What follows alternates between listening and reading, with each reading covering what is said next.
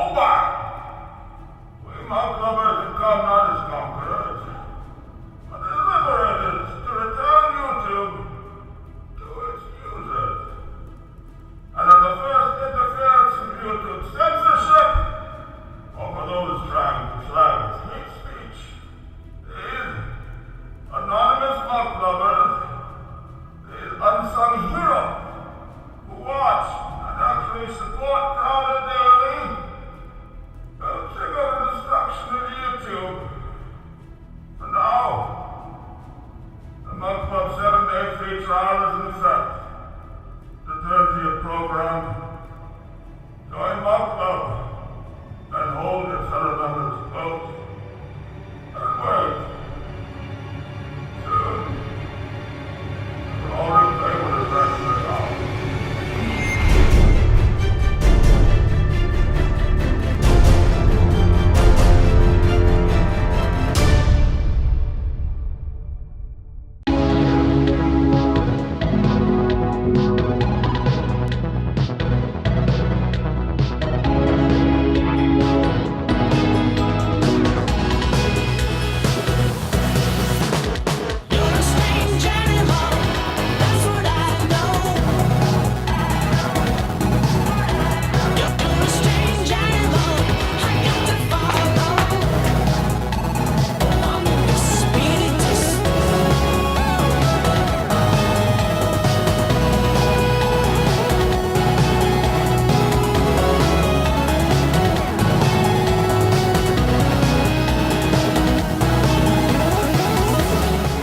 Bring me Inspector Gadget. Okay, that is the Thursday show. I've always wanted to do that. We have Ben Shapiro today, Alex Epstein, Thursday live on the YouTubes. Glad to see you. Today, producing with me in video studio, as always, is Jared, who is not gay. Follow him on Twitter at NotGayJared. Me at Escrata with your comments, thoughts, Photoshop, stuff of my legal allegations. Show your own conclusions. Are we good? We're good. At G. Morgan Jr. Here. Yes. How are you, sir? I'm doing great. Good. Inspector Gadget. Inspector Gadget. Horrible motion picture. As a matter of fact, it was the kind of motion picture that was so bad it ruined the cartoon. It made you go back and look at the cartoon and say, I can't enjoy it. Not anymore. You ruined it. I can't! You ruined it. So we have you mediocre nothing. Matthew brought it. You call that a film? We have and then it was sequel was French Stewart. Oh, it doesn't get any worse. Alex Epstein, author of The Moral Case for Fossil Fuels, and of course Ben Shapiro will be talking about Comey. I have a macro issue I want to get into today because I received an email from quite a few students saying, you know what, I feel as though this is something that comes up all the time in college. Can you help me out with that? So we'll talk about that. We have a lot of news to get to. We do have a lot of news. A lot of news, a lot of guests. But let's hit some news off the top. Texas bill. Now, there's a bill in Texas that just passed that could potentially keep transgenders out of high school sports. Of course, this has the left outraged. Because if this happens, what kind of a society would we be? We wouldn't have boys setting girls' track meet records or winning wrestling meets or this.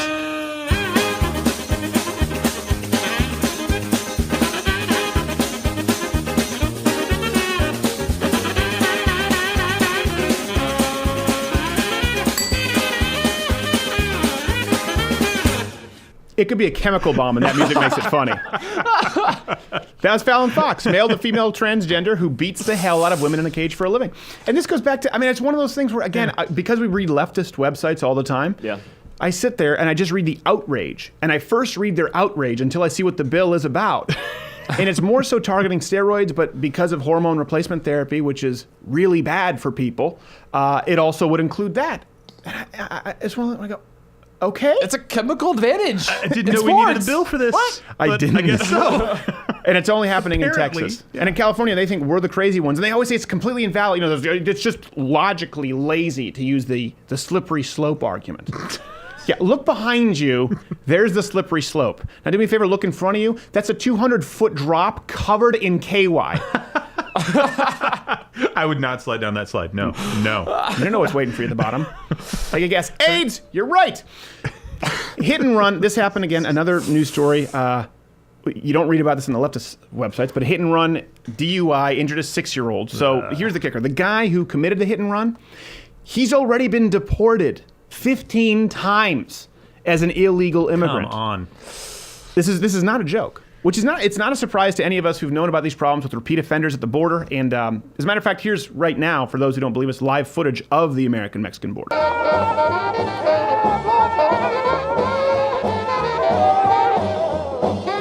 We need to build that wall. And not put a door like No. It almost seems as though it would cost more budget to put that door in Take the there. door out of the plans. Seems superfluous. This is 2 stories right off the top, right away. It's the victim culture creating actual victims. Girls in high school getting the crap beaten out of them, not being able to compete in sports. And right here, we want to be kind to illegal immigrants. So what happens? DUI. These people come over and they commit crimes in record numbers, and so you see real victims. But it's not as politically expedient for the left today to care about the 6-year-old with the hit and run. Can't vote, so. Speaking of the left, BuzzFeed Yellow changed their branding. I guess, I don't know how long ago this happened. Pretty recent. BuzzFeed Yellow to Boldly. Boldly. They say it's the same content you know and love, just bolder. And that's their content. If you haven't been following BuzzFeed Yellow, they have 7 million subscribers on YouTube. It's namely social justice women just trying out things that they've never done before, like a Kardashian diet. Shoes. This one, the women of BuzzFeed wearing heels for the first time. Oh, good Lord. Next up on suggestions of lists for Boldy's chicks to try, not being a fat lesbian. It's going to be Can tough. that one be in the docket? It's going to be tough. The production value that needs, they're just working on it. Yeah. A lot of new hires. It's like putting Clint Howard in prosthetics. You have to have someone who really knows what they're doing. So We love you, Clint. He's gonna call. Why are you joking about me like that? Betsy DeVos. This has been going on all week, so we'll talk about Comey with Ben Shapiro because we talked about it yesterday. For those who missed it, who weren't Mug Club members, go watch it. I'd rather hear what Ben has to say. I'm exhausted. But Betsy DeVos, this did you read about this earlier in the week? Mm-hmm. There was outrage over her giving a commencement speech. She was scheduled to, so students were protesting.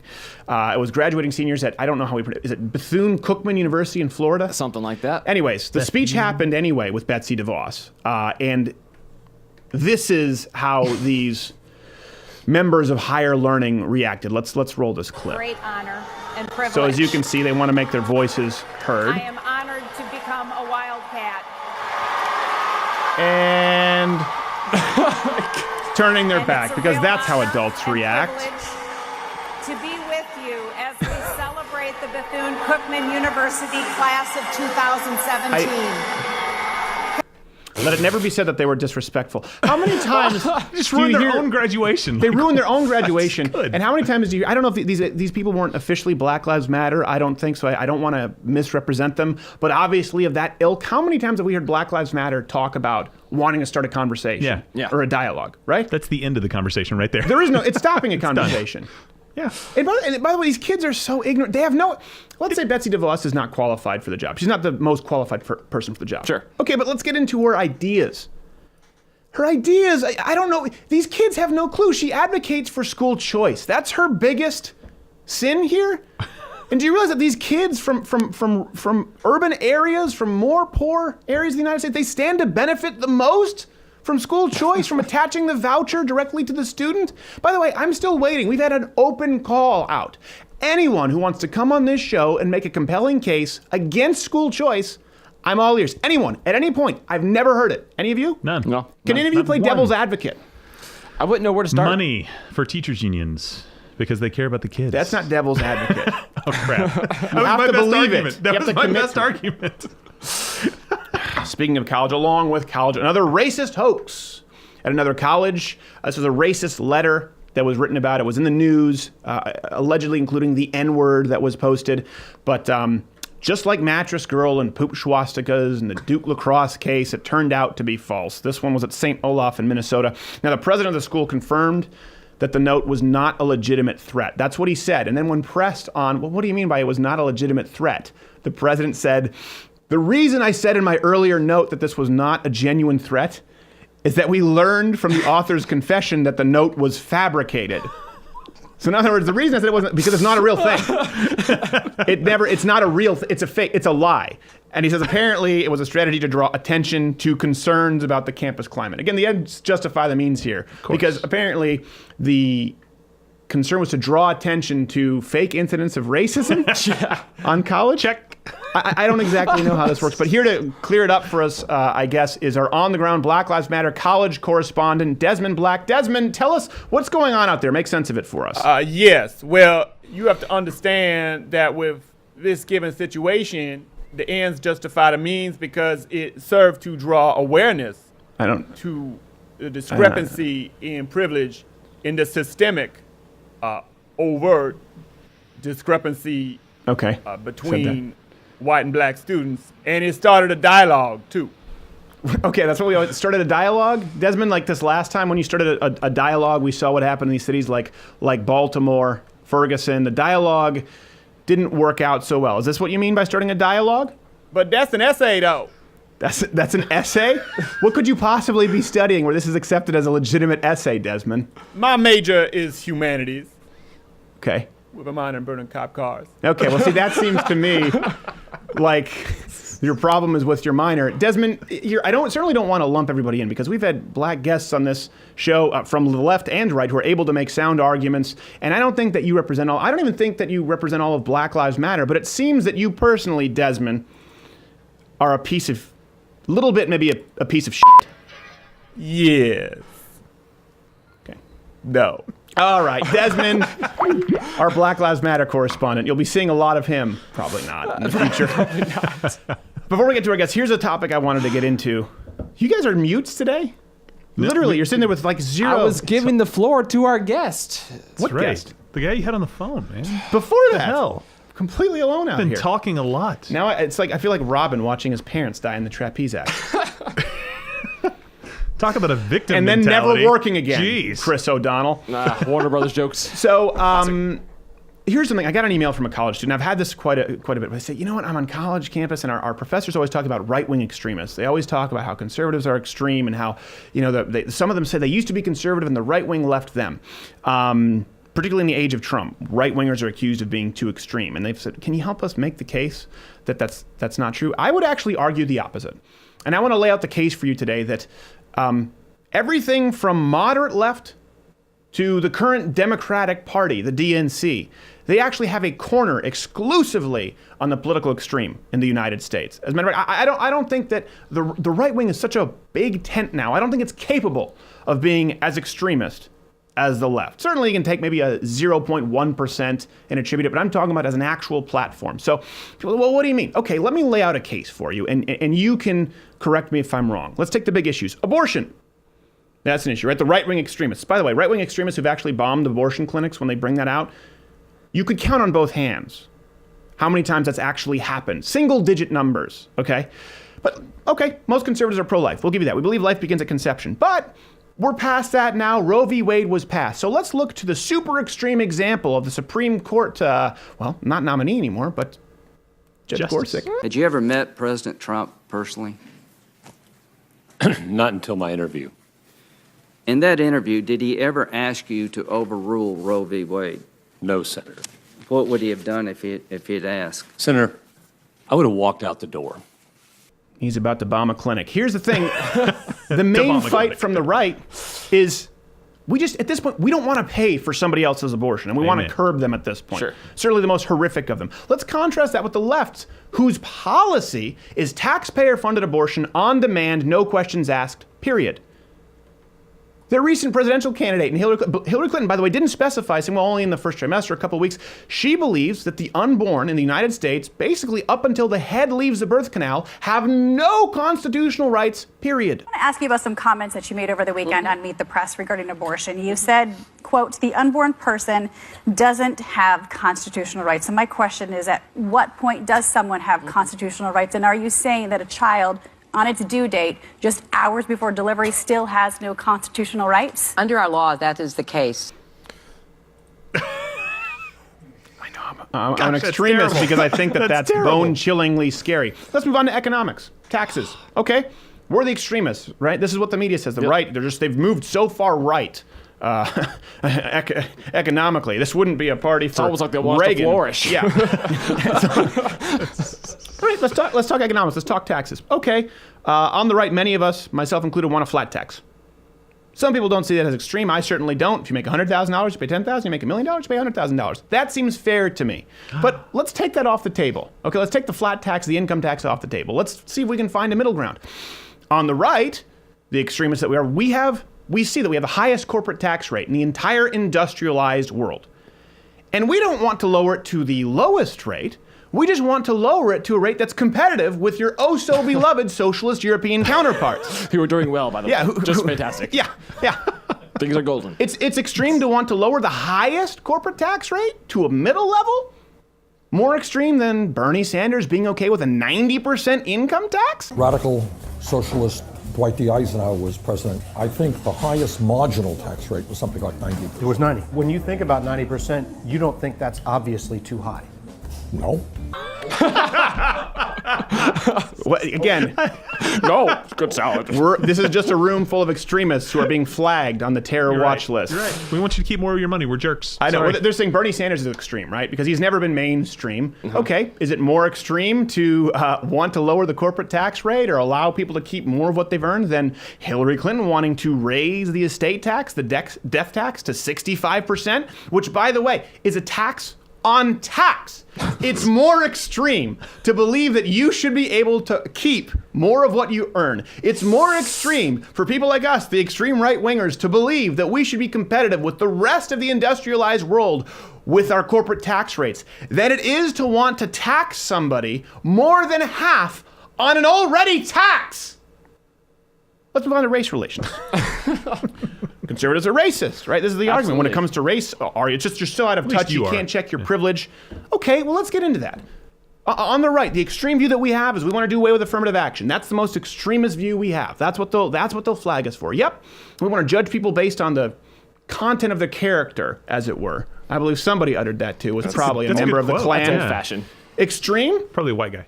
Let's take that and contrast that with quotas, segregated graduation in safe spaces, as you see in libraries and Harvard at their graduation now, and even the DNC going as far as supporting a borderline terrorist group in Black Lives Matter. So it's not extreme to support a group, Black Lives Matter, who have been the root cause of many a cop car burning, but it is extreme for us to say, hey, maybe you shouldn't support those people who are burning the cop cars. We want to open a dialogue! Well, do you want to open the carburetor? It's on fire.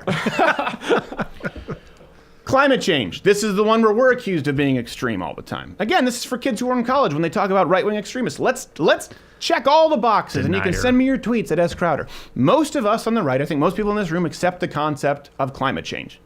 I think most of us, if you look at the polls, accept that humans might be a significant contributing factor. Now, we're called extremists or science deniers simply if we don't believe that it's an imminent catastrophe that only the federal government can fix, the same people who run your post office. We're extreme science deniers if we say, you know what, climate change might be happening, humans might be contributing, but I don't think the EPA can fix it. Well, let's contrast that with the left, who they believe in carbon taxes, putting entire industries out of work, proposing the punishment of climate skeptics, as Bernie Sanders and non-scientist guy in chief Bill Nye. And we can bring that up. Don't we have his quote from Bernie Sanders? Yep. Yeah. Along with supporting binding resolutions, including things like population control, taken from the one-child policy of China. It's extreme for us to say, I don't think the federal government can solve the problem of SUVs and cow farts, but it's not extreme to be right in line with the policy that led to babies being drowned in Chinese bathtubs. Ooh. I know I'm probably out of touch. I don't see the extremism on the right. Guns. This is the one, of course, we're right. Gun-toting rednecks, clinging to your guns and religion. Let's talk about this. Guns. Okay. You're an extremist if you believe that the Second Amendment applies to all law-abiding citizens. If you believe that the Second Amendment is self-explanatory, it applies to all law-abiding citizens, the left considers you an extremist. Let's contrast that with the official dissenting views in the landmark Heller versus DC case, where liberals like Justice Stevens argued that actually private citizens have no right to own a firearm whatsoever, even if the purposes are lawful. Oh, good Lord. It's extreme for us to say the Second Amendment allows private citizens to have firearms, but it's not extreme for Justice Stevens to have actually said that there is no common law right to self-defense. It's extreme for me to want to carry. If I'm not a criminal, we all support background checks. If you're a felon, if you're a violent criminal, you don't get a gun. That's an extreme point of view, not to say you don't have the right to protect your family. This doesn't even get into the issue of the open borders from the left, the idea that no people are illegal. Oh, geez, which, of course, is apparently far more moderate than the extreme view of believing that people should come here legally and respect the processes in place, like my mother, who's a legal immigrant and pays taxes as a self-respecting American citizen. What a coup. Sucker. Let's go. And the one that's most important to me, we talk because this is the one that it's easy. They talk about social justice warriors, but they don't really understand the root cause of it. Again, it's all a part of the prism of leftism. Freedom of speech. Here's why you hate fat, land-whale, blue-haired feminists, okay? Why am I an extremist? Why is everyone here considered an extremist? What is required to be considered a free speech extremist to the left? Okay, it's simple. Do you believe that the freedom of speech is absolute? Period. Is that it? Do you believe that nonviolent, even offensive speech is absolute? Anyone in this room? Yeah. And you believe that's protected by the First Amendment? Yeah. According to today's left, you're an extremist. Fantastic. Yeah, it's more extreme to believe that freedom of speech, even offensive speech, is absolute than it is for 51% of current Democrats to want to ban speech. And many of them even want to go as far as simply banning any anti-Muslim bigotry speech. Oh, Lord. And here's the crazy thing, right? I'm an extremist because, well, hold on a second. Let's ask the questions. Who determines what hate speech is? Exactly. Who decides what extreme speech is acceptable? And here's something, isn't it funny that we're deemed extremists by the people who conveniently, isn't it convenient for them that to the big government left, that those answers consistently and exclusively lie with those in positions of political power? Because they can't be extremists. Only people like you and I. It's not possible. Maybe that's why the official platform of the left. All of this leads to, when we're talking about free speech, it's the First Amendment. How important is it? It's Amendment number 1. Number 1. They asked me on Right Sky there. News one time, why do you think that, why do you believe that the Second Amendment is as important as your right, like freedom of speech or something? Because it's literally right up there with the freedom of speech. You don't even have to count. If you're on an iPhone, you don't even have to scroll. 1, 2, stop. There. They died at like 20 years old back then when we were writing this stuff, so they knew they were going to prioritize writing the most important ones first because death could come at any moment. Number 1, freedom of speech, right? Okay, freedom of religion. Number 2, shoot that guy that said something wrong. Number 2, black powder and lead balls. Let's make sure this is right. For we'll how control many the people? speech Everybody. with that. If I get to nothing else. If the guy's packing on the other side of you, probably control your mouth a little bit. Yeah. And this is why we're seen as extremists for believing this. And maybe this is why all of the things that we've outlined are so considered extreme. This is why the official platform of the left makes it incapable for their members to answer very simple questions on the First Amendment. Let's see. Will you tell us here today simply? This is a long clip, I warn you, but it's important. Will never entertain or advance a proposal that criminalizes speech against any religion. That seems self-explanatory. Sir, I want to, as I said before, you referenced as context for your question. Well, there's no context on this question. I'm just asking you. All right, let me ask a new question. Will you tell us here today that this administration's Department of Justice will never entertain or advance a proposal that criminalizes speech against any religion? That seems straightforward again. Sir, well, that's not a hard question, Mr. Well, actually, it is a hard question in the sense that when you make it's really not that difficult. No, I'm it's not a trick. Asking you here today. Pretty easy. You don't need a number 2 pencil and a Scantron. Department of Justice will never entertain or advance a proposal to criminalize speech against any religion. Again, sir, if you have a proposal he can't do it. That you are considering, this is Perez, right? Yeah. Review that proposal. Okay, here's my proposal. Here's my proposal. I'm asking you to answer a question. That's my proposal. I'm proposing Put it in your that language. you answer this question. Will you tell us here today that this administration's Department of Justice will never entertain or advance a proposal that criminalizes speech against any religion? Again, sir, if you give All right. the context Mr. Chairman, of the question, would the gentleman yield for a to second? conduct I will not yield, but I will let I the think gentleman. we can straighten this out. I will not yield. I've just been looking for a way to fit that clip in for a long time. So, okay, let me for those who weren't clear on the question, let me crystallize it for you. For the left to believe that you are an extremist, all that is required is someone like that to ask you the question. Hold on a second. Do you promise that you will not sign any bill or support any bill that criminalizes any speech of any kind? If you were elected a representative and you were able to answer that question, yes, I promise I will not ban speech of any kind, you're an extremist. We'll be back with Alex Epstein, author of The Moral Case for Fossil Fuels. Extremist!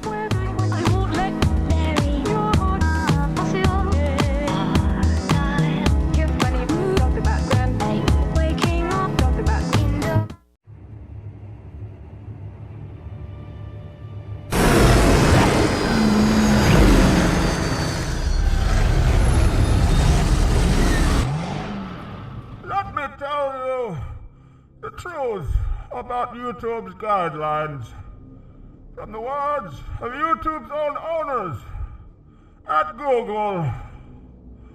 Content that is not advertiser-friendly and thus not YouTube-friendly includes, but is not limited to, sexually suggestive content, violence, harassment, promotion of drug use, and finally, controversial subjects, including subjects related to war, political conflicts, natural disasters, and tragedies.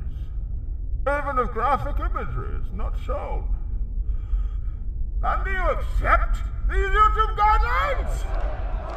Do you accept these guidelines of all the rich, leftists, of all the corrupt?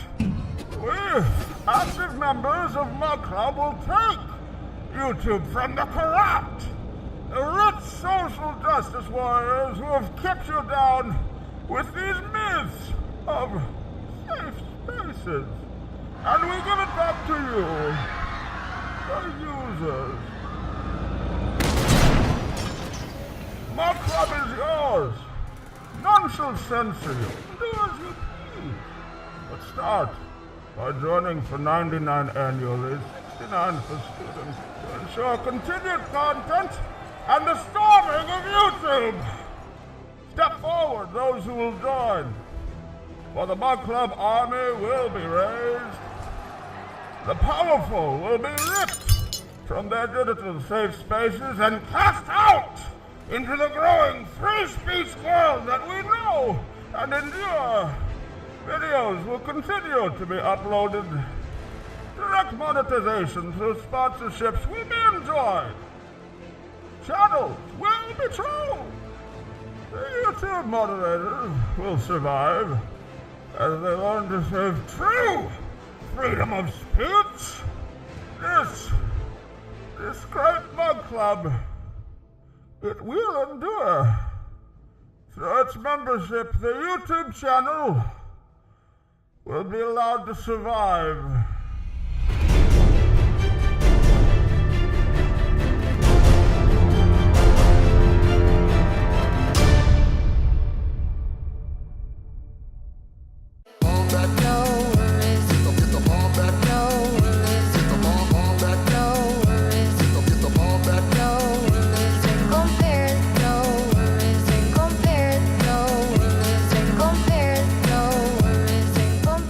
All right, another pogo bump. That's the first time for people who are hearing it on the YouTube. First time on Thursdays. Yeah. Glad to have our next guest on. So he was actually, here's the truth. We were going to have him booked a while back, and then something happened.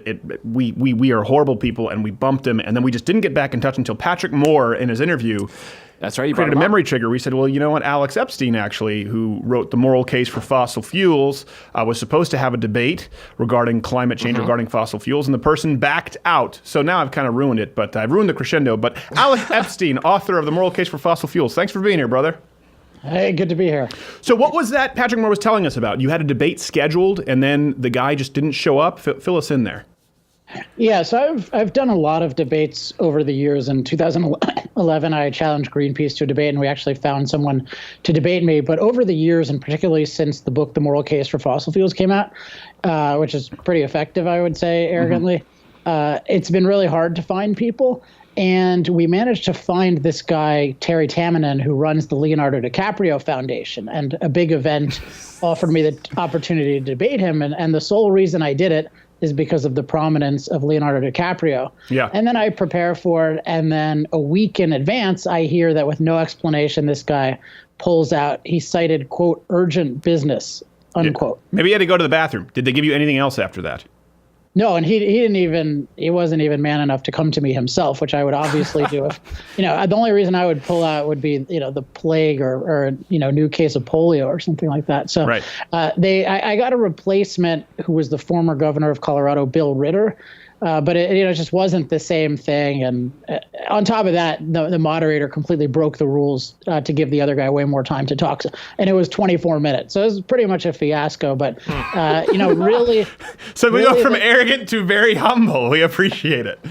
Well, I'm not saying I'm the sole cause of the fiasco, but it was just, if people want to search Alex Epstein debate on YouTube, you can see some of these debates and you can maybe see why these guys don't want to debate. Well, sure. Let me ask you. So what kind of things do you debate? Obviously, it's somewhat self-explanatory in your book title, The Moral Case for Fossil Fuels. But lay that out for people watching who maybe don't know. We've talked about that on the show quite a bit, having been to the climate summits myself and actually gone out of the nice resorts where they spend time. But you're the expert, Alex. Yeah, I think it is really important to decide what topic to debate, because I think even in the lead up you mentioned something about climate change. And I think climate change is a very vague term, first of all, but it's the wrong thing to debate because climate change, the actual issue there is CO2 emissions. Does increasing CO2 levels cause some serious problem that offsets the benefits of fossil fuels? But so you're dealing with a situation where you have fossil fuels and you have benefits and you have concerns. And whenever you have such a situation, the real issue is overall, is this a good thing or not? It would be just like vaccines. You look at the benefits and you look at the concerns and you try to do so objectively so that you can advance human flourishing as much as possible. Real quick, let me stop you there. So it's a sliding scale, but it's interesting that you say that because, we did go from global warming to climate change. Anytime there is a change, it is important to note on the timeline, it becomes more generalized, as you've said, which makes it less and less possible to debate. So I just think people should note that and be aware of the next iteration of it, but continue. And in general, just notice when things are precisely defined or not. And also whether people are careful about the magnitude, whether they differentiate between mild and catastrophic. So the analogy I like to use is vaccines. Imagine somebody says to you, well, Stephen, you're in favor of vaccines. Let's say you are. You must be a vaccine side effect denier. Right? Because vaccines have side effects. Yeah. So how could you be in favor of them? And you might say, well, I think they have these unique benefits that you can't get from anything else. And I think those outweigh the side effects. Well, it's exactly the same with fossil fuels, right? I assess that the benefits far, far outweigh the side effects. And I precisely look at both. Whereas the opposition, they only look at the negatives and they dramatically exaggerate them. So they have this narrative of, oh, if fossil fuels impact climate at all, that must be a catastrophe and there's no benefit to offset it. Right. So it's just garbage thinking. Well, you assess both the positives and negatives, and then on the positive sides, from what I've read, you assess not only the moral sort of quandary that they try to present, but also the economic, sort of the technological development. I mean, there are a lot of things to unpack there, where it's not just, hey, this is good or bad for the environment. Like you said, do we know definitively how good or how bad, what the ramifications are, and how does that sort of coincide with what people in third world countries need to advance, to be able to live, to feed themselves? And again, but this just comes from someone who's a generalized climate denier. And by that, I mean, I don't think the EPA can fix man-made climate change if, Florida won't be around in 2 years. That's really all I think. It's interesting when we talk about this issue of the moral case, why use that term? And the reason I'm using moral is because it's the overarching concept that includes things like economic and environment. Right. And the key for me is how I define moral versus how my opponents define moral.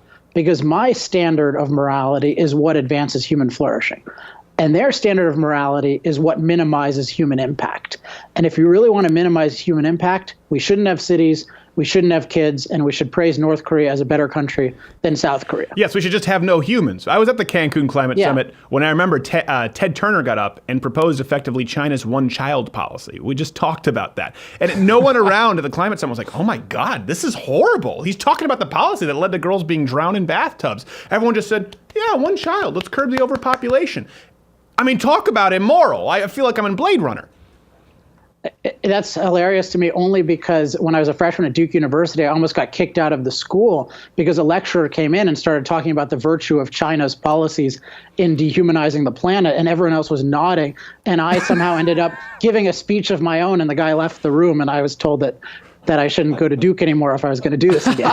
Yes, exactly. Don't you go to Duke, or we'll make up a fake rape story out of you, young Epstein. It was remarkable, the Cancun Climate Summit. Just the whole message was, it's not that any of us don't care about the environment. We want to pick stuff up. I hate it when I see people littering. It's that we want to see people live. I would kill 1,000 monkeys if it meant saving one human. I know it sounds terrible. It doesn't sound nice, but does this enter the equation with your sort of your opposition? Or do they just say, well, listen, Alex, you also have a moral obligation to, if this does impact the environment, to try and bring us to alternative sources of energy? And I know I've heard that argument from them. What do you say to them? And is there some truth there? Well, I think the first question you raise has to do with what's the relationship between environment and human well-being. Yeah. And for me, it's a subordinate relationship, which means I want a good environment to advance human flourishing. So I judge environmental impacts as positive or negative based on their impact on humans. So I generally want to minimize pollution, but I'm very pro-development. Okay. Versus the other side, what they want to do is just minimize human impact. And by they, I mean really anyone who holds this idea in any form of minimizing human impact. And if you're optimizing for minimizing human impact, you are going to dehumanize the planet. You're going to take away resources people need to live. You're going to take away their power. You're going to take away their freedom. And that's the direction that we're going. So if we have a pro-human goal, then we will care about our environment. If we have an anti-impact goal, then we'll sacrifice humans to the environment. It's a very good point. It almost becomes just a reiteration of Gaia. It's basically Mother Earth worship at this point. Yeah. And when I say Gaia, people say, you mean like that message board that used to have all the anime porn? I'm like, no, the internet ruins everything. But how do you balance this? So kind of for people who are listening right now, who were raised in the generation where climate change, global warming / climate change exists, it's man-made, it's catastrophic, we need to fix this. What is the moral case moving forward? What's the balancing act there? I know right now we're dependent on fossil fuels. If Alex Epstein could get the world to listen to him right now, what do we do? I'd say two things. One is carefully measure positives and negatives, and two is freedom. So carefully measure positives and negatives means if you're talking about the climate impact of CO2 emissions, you want to assess what, if anything, do those CO2 emissions do to the livability of the climate. That's the key idea. If we care about humans, it's about the livability. It's not about change. It's not about warming. Those are derivative ideas. The key is livability. And if you measure this, the livability of the climate since major fossil fuel use began 80 years ago around the world has increased by a factor of 50. So you are 1/50th as likely to die from extreme heat, extreme cold, flood, drought as you were 80 years ago. Now, how can this be possible? It's because there is no Gaia. Nature doesn't give us a safe climate that we make dangerous. It gives us a really dangerous climate that we need to make safe. And technology, industry, all powered by fossil fuels, that's made us almost climate proof. And so the real solution to quote unquote climate change, which would be climate danger, is technology. And guess what? Climate is a problem we've mostly solved. Today, 10 to 30,000 people a year die globally from climate danger. It used to be 3 million to 10 million in a year. And how do you measure that? It's pretty straightforward. You just aggregate, you take a bunch of categories. So you take heat-related deaths, from extreme heat, cold. It's much easier to do now than it was in the past. So in the past, they tend to underreport it. But even then, you have years in the 30s where adjusted for population, there were 10 million climate-related deaths a year globally. By today's population today, again, 10 to 30,000. Climate is a naturally caused problem that requires human technology as a solution. The people who are afraid of climate are either disingenuous or they have a primitive pre-technology mindset that tells us that we need to repent for our climate sins instead of conquering nature with technology.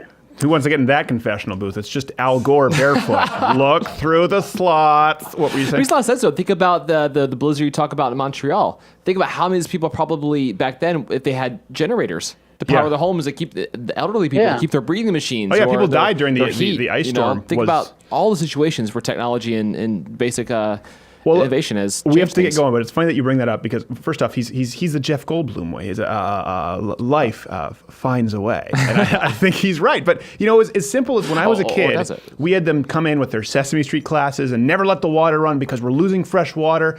And this was me as a child. Now, I'm not saying that everything I asked was correct, but looking back, it's the mindset that you're pretty much expressing. I remember saying, well, hold on a second, didn't we just learn that the Earth is 70% water? They said, yes, but that's not all fresh water. I said, okay, so it's not. They said, yeah, we're losing fresh water. I said, okay, but do we have some way to desalt the ocean? They said, well, yeah, desalinization, we do, but it's very expensive and it's very difficult to do. I said, okay, but won't that just get better and cheaper? This was me at 7.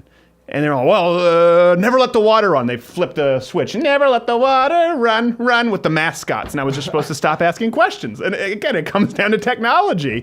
As a kid, I thought, well, it's going to get better. They told me to shut up. So yeah, I mean, look at how good that philosophy is and how rare it is to just have a pro-human, pro-technology philosophy. The so-called pro-technology environmentalists, their core solution is to withdraw technology, to withdraw consumption, to withdraw prosperity, versus the mentality of, hey, let's use new technology to make things better all the time. So as Joe Rogan put it, we don't have a water problem, we have a salt problem, and we need a technological solution. Yeah.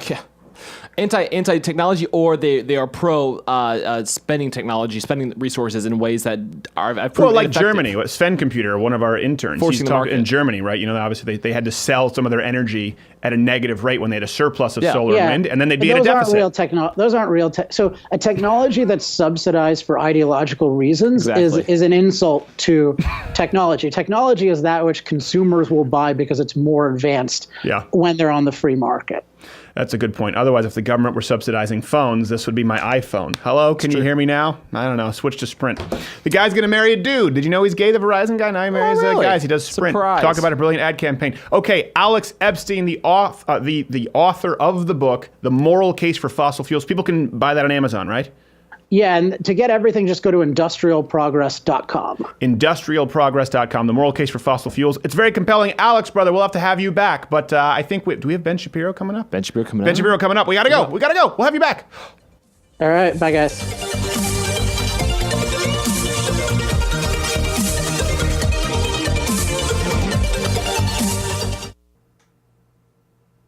You heard Tranny Bane.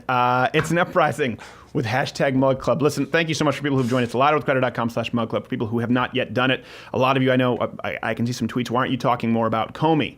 Or why aren't you discussing X topic more? Unlike before, where it was a once-a-week show, we do a once-a-day show now, Monday through Thursday. And then Jared has his show on Friday, again, for Mug Club members. So we cover the news as it comes in every day.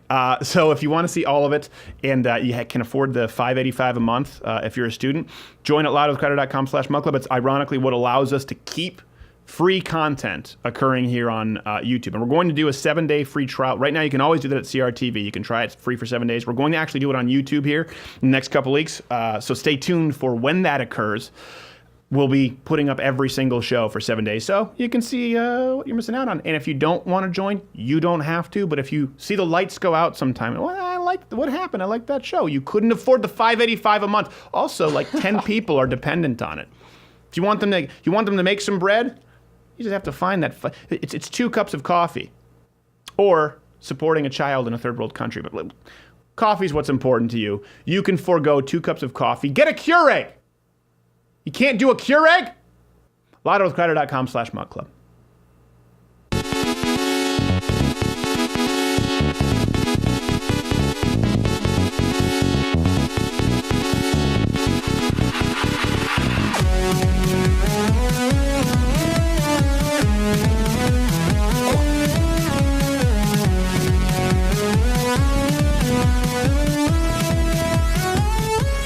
I wish I could do that. I wish I could go back and forth. There was a villain in Marvel. It was called Mojo, who could just move like this. Imagine what you could cut off the boxing ring that way. You could. I don't know.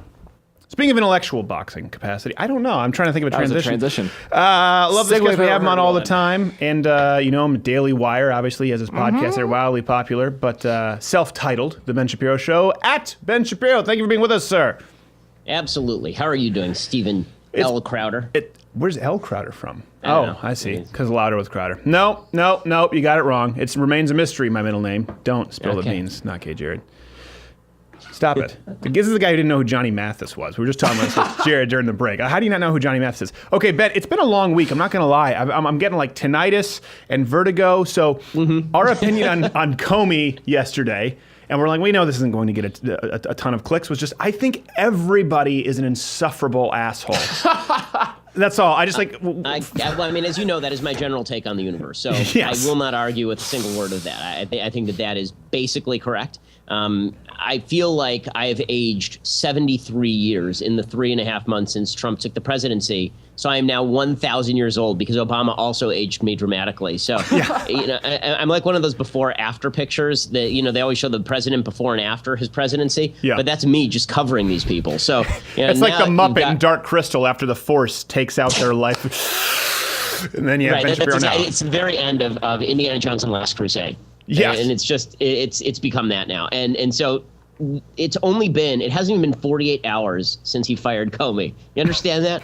I mean, like, what? Barely. How is that possible? Time is moving backwards now. We're now living in the alternative timeline where Biff actually married Marty's mother. Like something happened here. We hit 88 miles per hour, and time has ceased to exist. It's all over. Okay, so who do you want to? Which a-hole do you want to talk about? Here's the thing. Basically, you're right. Everyone's an a-hole. So do we talk about Comey being an a-hole, or Trump being an a-hole, or Sarah Huckabee Sanders being an a-hole, or Chuck Schumer being an a-hole? Here's the thing, so though. You pick the a-hole, and then we'll decide which one of them to discuss. Also heard very commonly at truck stops across the country. So here is something that I feel with these. The internet exists, and we can see that no one has been consistent.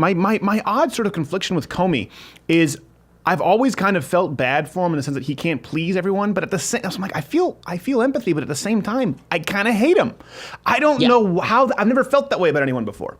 Okay, so we'll start with James A. Comey. The A is for a-hole, right? This is your new middle name. So Comey, I said last July that he should be fired because that ridiculous press conference over Hillary Clinton, he rewrote the law. It was clearly BS. Sure. He should have been fired then. If Obama had fired him, it would have been for different reasons than I would want to fire him. And this is where I have a little bit of sympathy for the Democrats because Comey is terrible at his job, and the Democrats are recognizing that he's terrible at his job, but he's terrible at his job for a different reason than Trump thinks he's terrible at his job. So such a you can hipster. say that somebody should be fired, and then also say, well, it's really weird the reason why you just fired that guy. Like, we know lots of people in our industry who we think should be fired, but if they got fired for something that was totally irrelevant or weird, we'd be like, that's weird. Like, why would you fire them for that reason? So I don't mean to let Democrats off the hook for their hypocrisy here. A lot of them said he should have been fired back in November after the October 28th letter. I said last week he should be fired. I said 8 days ago now that he should have been fired after Apparently that Ben testimony Shapiro that he moved gave to on Silver Capitol Lake, Hill. and he listens to vinyl now. He's the hipster. I hated it before it was cool. I wanted to buy it way before everyone else did. Yeah, exactly. No, I was doing this before it was cool. So I thought he should have been fired a while ago. But I also think there are legitimate questions to be asked, like, why did the firing happen now? And so basically there are three theories as to why the firing happened now. So now hold on. Let me present with you mine because you're smarter than me. So let me present with you mine. This is what I said. I said, you know what? I think very well may be possible that Donald Trump just doesn't have the self-awareness. He probably wanted to fire Comey anyway, doesn't like him, but he doesn't realize that this is horrible timing. There's no evidence of the Russia thing. I don't necessarily think this is exactly right. So this is my theory number 3. You and I agree on this. I think that you look at the personality of Trump. This wasn't like a well-planned out coup. We're going to nail this guy because he's so close to the treasure now. We got to stop him. Lay low for 4 months. That's the Democrat theory, right? Lay low for 4 months and then just blow everything up. Yeah, I don't think so. Even Maxine Waters is like, there's no evidence of the Russia thing at all. Yeah. I mean, so there's basically the Democrat theory was that Trump fired Comey because he's trying to obstruct the investigation, but there's no evidence that he's actually trying to obstruct the investigation since it's going on apparently normally. So that one just doesn't really hold a lot of water. By the same token, the original excuse that the administration gave was obviously complete bullshit, right? I mean, when they were saying that we were firing him because of what he did back in July and back in October, like Trump was cheering Comey back in October, and then he reappointed him to the FBI directorship. So clearly that was nonsense. Yeah. So he had two theories, one from Trump that was bullshit and one from the Democrats that was bullshit. And then there's the third theory, which is that Trump is just being stupid, which is, I think, fits the evidence pretty well. I think probably what happened here is that Donald Trump was pissed with Comey because Comey keeps going on Capitol Hill and refusing to say what Trump knows is true, which is that Trump is not directly involved in any collusion with Russia. Yeah. Like, it probably pisses Trump off to no end that people think that he's involved in this collusion when he knows he's not involved in the collusion. Yeah. Now, one thing that we understand about Trump is that Trump also doesn't identify with his aides. So if there is any evidence of collusion, it's not going to be found about Trump directly. It's going to be found about Paul Manafort, who legitimately was in the pay of the Russians. It's going to be found about Mike Flynn, who legitimately was in the pay of the Russians under some auspices or others.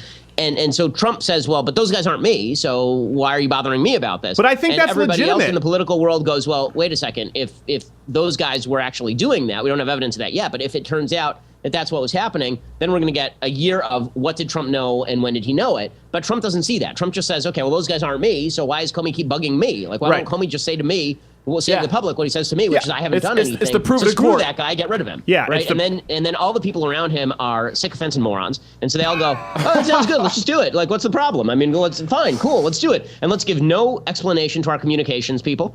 And probably someone like Reince Priebus, who has like some semblance of a brain when it comes to politics, says, you know what? Why don't we try to get together like a fig leaf? Let's get Rod Rosenstein in here to write some bullshit letter about why we're doing this. And then we'll pretend that it was the Rod Rosenstein letter that really drove it. And then Trump goes on national television and says, oh yeah, by the way, that letter was complete bullshit. We didn't need that letter. I was going to fire him anyway, which destroys Sarah Huckabee Sanders, who's on national TV blaming the letter, Mike Pence, who's on national TV blaming the letter. And again, and Spicer just in the corner yelling, nothingness!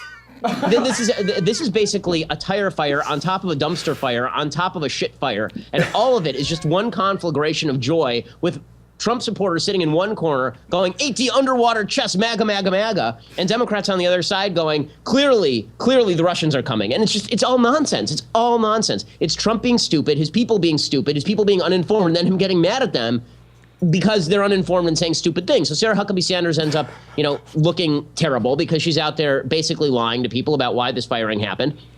Now, do you think she was lying, or do you think she was ill-equipped? It's all perfectly legit to fire Comey. That's the thing that's amazing. He turned something that could have been totally fine and innocent into something that is a complete dumpster fire because he lives in a world where the things he does have no consequences. Because when you're 70 years old and you've done nothing your entire life but being told yes, then at some point you're going to make a boo-boo and someone's going to tell you no, and you're just not going to pay any attention to it. Again, recall something. I mean, there are a couple things here that totally drive me up a wall. Well, hold on, because you've gone through like 25 things that drive you up a wall. And you wonder why liberals hate let's two more. Hold on. It is important to note, Donald Trump is not under investigation directly. And I will say this. No. I think that's totally legitimate. I actually think if there are other people who have colluded with Russia, okay, if that's proven, I honestly think if that were the case, they would have deliberately kept Donald in the dark more because he can't keep a secret. I think they would have been like, yes, Mr. Putin. Hold on, Donald Trump's coming around. True. I mean, Michelle, I'll call you back later. Yeah, I think that's totally true, and I think that Trump didn't even know who Manafort was when he hired him. Yeah. I think that he didn't care what Flynn was doing on his off time.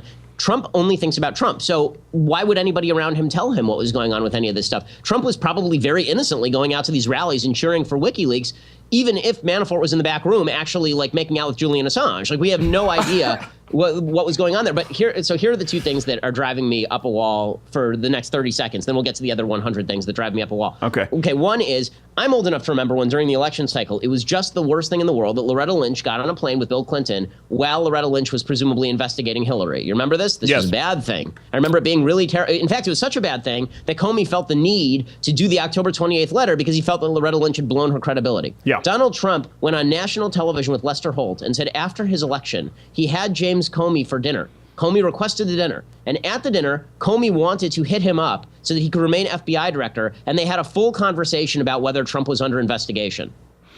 No, you're not supposed to do that. No. But no, I'll tell you what's it's not- driving me up a no. wall. What race is Lester Holt anyway? Because we have a betting pool. We cannot figure it out. See, this is something I'm not going to do. This game I'm not going to play. So.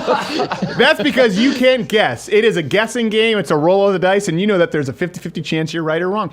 I think you're... Okay, that was the one thing that pissed me off again. The second thing is that Mike Pence was in the dark, right? And he looks really crappy because he's on TV for a day saying that this is because Rod Rosenstein wrote this letter. And Rod Rosenstein, we know, is above reproach. And that's why Trump did this, is because of Rod Rosenstein this and Rod Rosenstein. And then it turns out, of course, that that's nonsense. And Trump just did it anyway, and it was an excuse.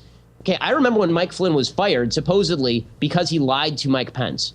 Remember? Yeah. That was the excuse, that he was fired because he lied to Mike Pence and make Mike Pence look bad. Let's see, who in the past 72 hours has made Mike Pence look like a stupid ass? Yeah. Okay, if you get the sense that no one knows what they're doing, it's because no one knows what they're doing. Buy your emergency food. Yes, exactly. Buy your hybrid seeds. Let me ask you this. Honestly, like you talk about Sarah Huckabee Sanders and Mike Flynn. Do you think... By the way, I love that Sarah Huckabee Sanders is the better version of Sean Spicer. I mean, it's like she's the Lou Gehrig who just Wally pipped Sean Spicer. I mean, like, what? Like, yeah. What's the bad what? Yeah, I know. What? I know. And Sean Spicer is not the Lou Gehrig. He's just the Greg Louganis who hit his head in the back of the diving board and spread AIDS into the pool at the Olympics. Didn't tell what was happening. Let me ask you this. Do you think that someone like Sarah Huckabee Sanders or Sean Spicer or Mike Flynn, Vice President Mike Flynn, do you think they're out there and they're kind of fibbing? What did I say? Mike Pence. I would have Mike Flynn. Gosh, I'm getting mixed up here. Do you think they're out there fibbing, or do you just think that they are so ill-equipped being sent out there and not given information that it's impossible to do their job? The latter. I think that Trump does stuff and then he's like, react, go. Yeah. You know, he's basically the Joker in that scene where he breaks a pool cue in two and says, okay, there's only one slot open. And that's what he's like with his communications team. And so we're having tryouts. And so who can kiss my ass the most brazenly on national TV and make me feel good about myself because I'm watching the briefings? Again, here's the thing about all of this. I'm getting bashed on Twitter because I'm being too critical of Trump. If you want no, Trump you're to getting have bashed because you're a bit of a smug prick if- sometimes, but you're smart, so it's okay. If you want Trump to have a successful presidency, folks who are the MAGA crowd, okay? If you want Trump to have a successful presidency, it would help if he would stop doing this and pull his head directly out of his colon, okay? Enough. Because here's the thing. This should have been a good week for Trump, right? Remember last week he had his triumphal meeting at the White House with all the House Republicans after passing Trump Care, a bill I didn't like, but it was a political victory for him. Sure. And now we should have spent this entire week. Aetna just pulled out of Obamacare. Like the entire company pulled out of Obamacare. I know. That's It would be huge. such a great, that would be the #1 story in America. And he'd be saying to the Senate, look, Obamacare's collapsing, do something about it. He'd be on the move. We'd be talking about tax reform. Instead, what are we talking about? We're talking about how loud how horribly he blew this particular, the Comey firing, how he sat on the giantest whoopee cushion in the room, how he set himself a landmine and then jumped on it with both feet. We're talking about that. And by the way, the time is running on Obamacare repeal, or it's not really Obamacare repeal, but the time is running on Trump care. By the middle of June, this thing's over, right? Reconciliation dies until the fall if they don't do this now. And he just lost another week doing this stupidity. He's going to lose another couple of weeks because of this.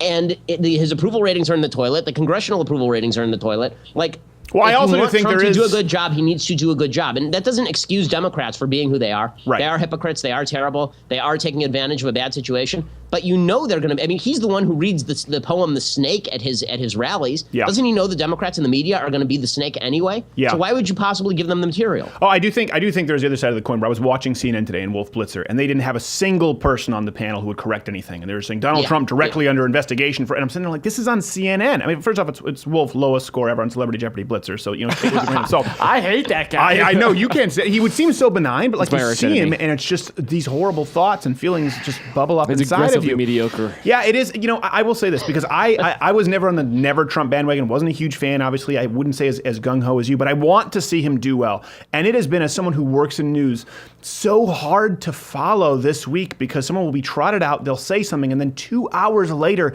it's completely contradicted by somebody else in this administration. I don't know how Americans, any American right now, thinks that they have a shot because it is difficult for professionals to make sense of this. And maybe even after the time of this episode, when someone's watching this tomorrow, what we're saying right now will make no sense. I totally agree with this, and I think that this is why the media bias really does come into play in a major way. I mean, I was watching CNN yesterday for some god-awful reason, and you're exactly right. Every person it was like, here's Bernie Sanders talking about why Trump should be prosecuted, and now that'll be followed by this other House Democrat who says that he should be prosecuted, followed by here's David Axelrod's comments on why he should be prosecuted, and it's just a lineup of people who hate Trump. But the problem is, that's why you have to have an administration that presents a clear and concise position, which, by the way, was something Trump was actually quite good at during the campaign. In certain areas of his campaign, he would say in one sentence, what's your ISIS policy? Well, bomb the shit out of them, right? And then everybody would go, oh, it makes sense to me. Okay, fine, whatever. Here's the thing. It doesn't make no sense. I'm not. Right, exactly. That's right. It makes I love that attack ad. It makes a certain type of sense. But this, what he's doing now, there's not even a counterattack because the Democrats say, here's a very clear narrative. Okay, then we have to wrap you. Not to Trump give you the campaign music. under investigation by the Russians. Trump fires the guy who's in charge of the investigation. Right? That's the entire narrative in one sentence. and with the semicolon. And the Republicans have no reply to that because Trump hasn't even given them one. They're just spinning around wildly like tops. And Sarah Huckabee Sanders is getting dizzy and falling off the podium. You just don't know. How are we even supposed to set our defensive battle lines to defend this when he doesn't know where the defensive battle lines are? He just thinks he's going to do stuff and panic will ensue. But we do have to here's how he could finish this. I mean, honestly, he could fix this hold on, very Ben, easily. I don't know if you can hear me. We have to give you, we have to wrap you and give you the Muppet hook. So I apologize, but wrap it up. No worries. Okay, so the final note, if he wants to solve this, all he has to do is appoint somebody who's well respected on both sides of the aisle to the head of the FBI. That's all. If he does that, this whole thing dies immediately. But, this is a cloud that he just won't let die, and he won't let it die because Trump is Trump, and it comes with the good and it comes with the bad. Well, I think most important here is, for a long time people were mocking anyone who was saying, listen, I for example, me, I wasn't never Trump. I'm going, but we've got to keep him accountable. I remember people would have the memes, but my principles. Oh, what do your principles matter if you never win? Well, guess what? You can't only focus on the short-term battles and lose the war, and you can only have a few more weeks like this until you start losing the war. It's a real problem. And I think if anything, the MAGA people, the super hardcore Trump fans, should want to keep him accountable more than anyone because right now they're being embarrassed because of him. Ben Shapiro at the Daily Wire, the Ben Shapiro Show. The guy can talk a mile a minute for, I don't know, hours. That's what he does every day. Thank you so much, brother. We'll have to have you back. Catch you in a bit. Go dig a Xanax. We will be back after this, wrapping this up.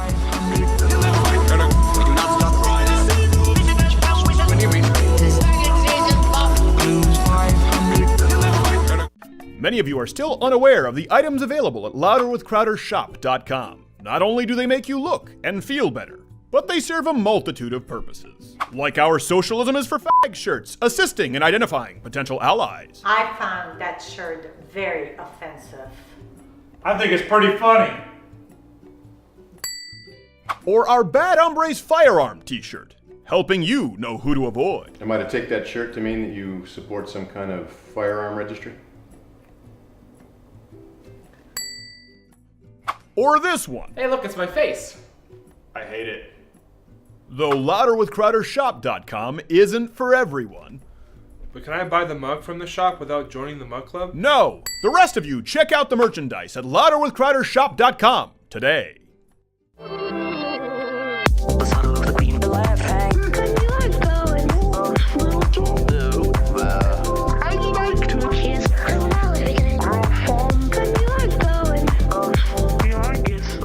That was for the fan who loves the Bumble's face. You know who you are. It's good. It's a good face. It's a good face. Thank you so much. Ben Shapiro, always fun. Had to cut him off because the guy goes over time. If he were at the Oscars, you would just hear the theme song for half of his speech. You wouldn't hear the second half of his speech. I'll play the album. Just play it. I don't know. Find just Hans Zimmer, anything. Play it. This guy just won't shut up. A smart guy. I will say this. Ben Shapiro's, I don't agree with him on everything, but when we're tracking, he goes, yeah, I agree with you. I feel that exactly. I go, oh, okay. Now I don't feel so bad. It's true. It's true. And you understand why leftists hate him. Yeah, you understand why leftists hate him. I can't be the only one who's him. exasperated with this week. I just wanted it to end. I'm like, I don't want to have to talk about Comey one more time or hear one more screw up. I'm done with it.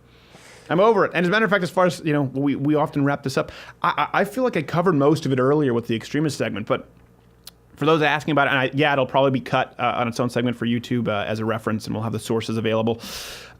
It's one of those deals, the whole idea of extremism, that just you're a right-wing extremist, that we've talked about this before. It's just repeated enough where a lot of people believe it. Well, I'm conservative, but I'm not one of those right-wing extremists. Well, I'm conservative, but I'm a compassionate conservative. What does that even mean? I'm conservative, but I'm reasonable. Yeah, I'm conservative, but I'm reasonable. And we've been allowed to say, by the way, we will host anybody on here for discussion, for a civil discussion, but I don't think I don't think 90% of the policies proposed by today's regressive left are reasonable. I don't think a 65% death tax is reasonable. I don't think taxpayer-funded abortion on demand up until the head pokes out is reasonable. I don't.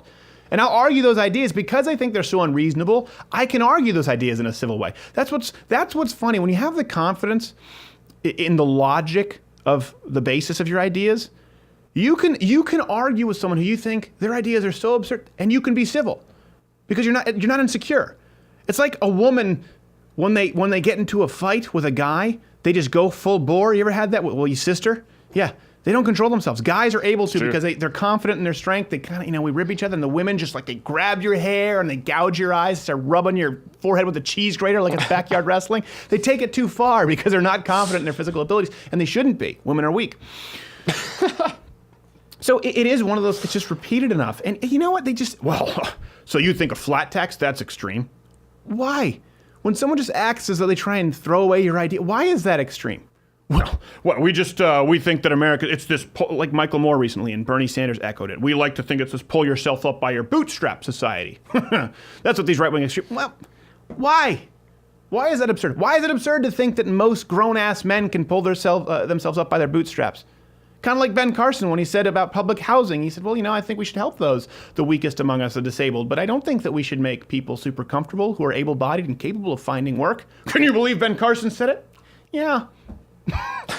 I can't, but usually if someone is just trying to poo-poo, try and dismiss an idea, can you believe that? Just think about it for a second, and usually you work through the process, go, this person's trying to pull one over on me. Yeah, I can believe it. The idea is now that we believe to be extreme, the Second Amendment, that you can own and firearms and protect yourself, the idea that you should be an autonomous human being capable of providing for your own family and not suckling at the taxpayer teat, the idea of rugged independence, of freedom of speech, of the idea that you can pull yourself up by your bootstraps. These ideas now that we try and paint, or the left tries to paint as extremism, they used to be truths held to be self-evident. Yeah. You could not go back. Even, you know what? I'll be liberal with this. You couldn't even go back to JFK's era, and short of the actual communists who've now hijacked the wing of the Democratic Party, find mainstream Democrats, when JFK was president, who would think that any of these ideas were extremist. So you know what? It's not that bad. Sometimes if someone just says being an extremist is not a bad thing if that's what it boils down to. I get emails all the time like, I'm afraid because they're either in the entertainment industry or in college, and I just don't want them to think I'm an extremist. What's so bad? What, people are going to say you're an extremist? They think you're a terrorist because you believe in a flat tax? That an 8-month-old baby has the right to live? I'm okay being an extremist. I don't know, maybe we should get a hashtag going. Extremist? I think everyone in this room is an extremist, and I'm cool with it. I'm no longer going to try and act as though I'm not, because all of these ideas are extreme to the left.